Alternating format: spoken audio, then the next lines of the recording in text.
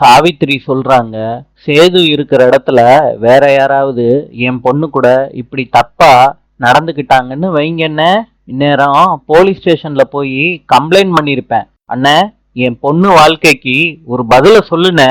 ராஜாங்கம் சொல்றாரு, இதுல என்ன பேசிக்கிட்டு?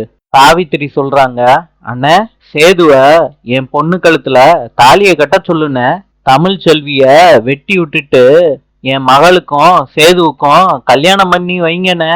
இதுதான் என் மக வாழ்க்கைக்கு கிடைக்கிற நீதியா இருக்கும்னு. சேது அதிர்ச்சி ஆயிடுறாரு. ராஜாங்கம் இத கேட்டுட்டு அதிர்ச்சி ஆயிடுறாரு. தாமரை அழுதுகிட்டே இருக்காங்க. நாளை சந்திப்போம்.